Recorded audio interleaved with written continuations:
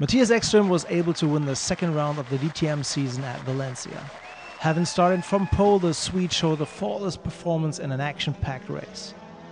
When you've been fighting for victory for 1.5 years and every time something goes wrong, you almost don't believe that you can win anymore yourself.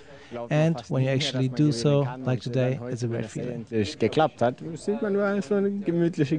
Second place went to Bruno Spengler. The Canadian benefited from the late retirement of Audi driver Oliver Jarvis, who was in front of him in third place, and the later disqualification of Martin Tomczyk, who had initially crossed the finish line in second place. So this is the second podium for Spengler, and with this he takes the lead in the championship. Being first in the championship standings after 2 races is a very nice feeling. I have always had a lot of bad luck in the first 2 rounds of the championship.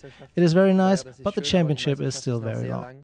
After the race, Martin Tomczyk was excluded from the results because his team had used a tire that hadn't been admitted for the race. Of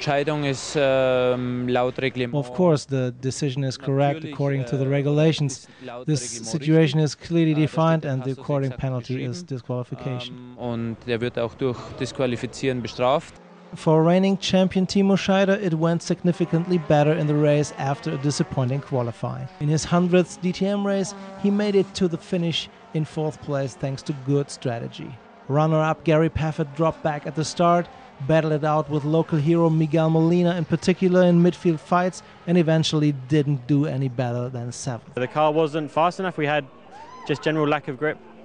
And then with a few laps to go, Molina into the last corner just T-boned me in the middle of the corner. Series rookie Miguel Molina showed a competitive performance and again was rewarded with a point in his home race. We fight a lot, so now I know more things than the first race. So we are here to improve, to take experience, and we did it. For Ralf Schumacher, the race weekend again wasn't successful. After misfires, the Mercedes-Benz driver had to retire just after the halfway point of the race while in 14th place. Well, up until then I was actually quite happy. After being in traffic at the start, my second stint was quite good. It was really a pity that I couldn't finish.